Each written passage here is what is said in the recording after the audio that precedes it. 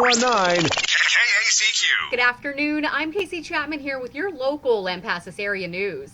It was a relatively easy weekend for LPD. Officers worked several disturbances, including one at the Quality Inn, one at the 300 block of North Key, and a domestic disturbance in the 1300 block of West Avenue A. A harassment complaint came in from the 1700 block of East 3rd, and a theft was reported in the 1300 block of West Avenue C. Dispatcher sent them out on a criminal mischief in the 200 block of North Chestnut and a possession of drug paraphernalia call in the 100 block of Omnis. An assault was reported in the 1000 block of East FM 580, and officers were sent out to check on a suspicious person that was reported in the 500 block of North Key.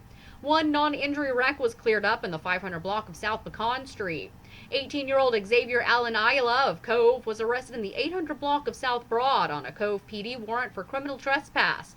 And a 35-year-old John Donley Douglas of Burnett was arrested in the 200 block of South 281 on a pardons and parole warrant for assault causing bodily injury on a family member with a prior parole violation. The county booked in 64-year-old Kempner man for possession of marijuana, a 49-year-old Brownwood man on an out-of-county charge, a 46-year-old Daniel Jason Spry of Cove for an assault of a family member. Lomita had a quiet weekend. Kempner cleared a wreck, responded to an alarm, and went out on a suicidal call, worked a burglary case, and were sent out on an assault. County deputies swept up a couple of wrecks and were sent out to Cove to respond to an alarm, an animal complaint, and a livestock issue. Stick around, more Lampasas local area news is coming up next. There's nothing like a Ford, and there's no better place to get yourself driving that new Ford like Hoffbauer Ford in Lampasas. With many different vehicles to choose from, with the best prices in Central Texas, with the highest quality and friendliest service center that takes care of you and your car for years to come. Don't wait any longer. Check them out at 902 North Key Avenue in Lampasas, or go online to hford.com. See their inventory, value your trade-in, and take advantage of their local pickup and delivery. Or call Spencer McKnight at 512-556-3631. Get yourself driving your new ride today. There's nothing like a Ford. Let's go, Let's go! It's Thanksgiving week, and Lampasas ISD students have the week off. It'll be a short week for most, including the city, county, and state offices, along with the collection center and the Lampasas Public Library. They will all be closed Thursday, Friday, and Saturday. Your trash pickup will be the next business day following Thanksgiving. If you plan on hitting the road this week for Thanksgiving, you'll have plenty of company. TxDOT's Click It or Ticket campaign continues this week and goes on through the 29th. Expect to see increased law enforcement officers stopping those who violate the seatbelt and other traffic laws. The pandemic shut down most of the traditional annual activities this year, but the Carol of the Lights and the Christmas on the Creek is still a go. So mark your calendars for December 5th, 6th, and the 12th. For a list of activities, you can go to visionlampasas.org or check out the Chamber's webpage. The pandemic isn't stopping the Postal Service from delivering letters to Santa.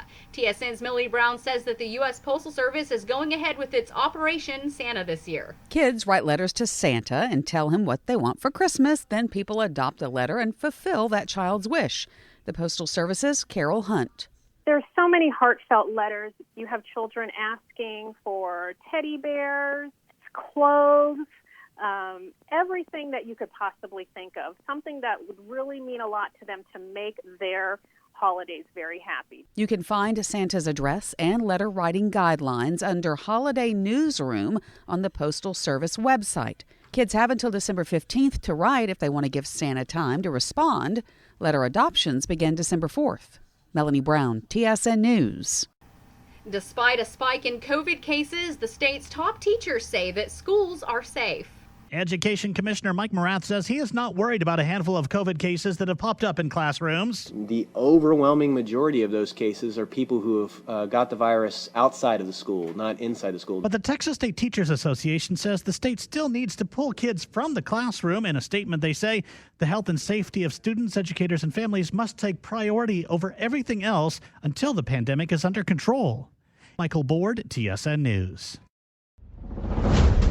For your sports, the Badger football season came to an end on Saturday after losing to Corpus Christi Buccaneers in a close 54-49. San Saba also ended their season on Friday, losing to the Panhandle Panthers 35-49. The 5-0 undefeated Lady Badger varsity basketball team took out Austin's 5A Crockett on Friday, 63-38. The girls will be on the road today to take on 5A Ellen with a 7 o'clock tip-off. Badger varsity basketball improves to 2-1 for the season after beating Taylor 82-53.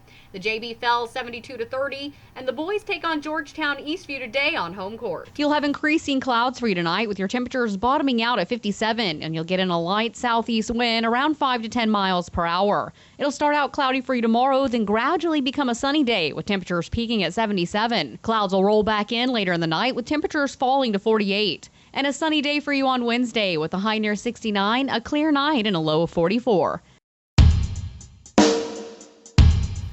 For your COVID-19 update, as of yesterday, there was over 162,000 estimated active cases of the virus in Texas, and there were over 20,000 fatalities. Short of 914,000 Texans have recovered from the virus so far.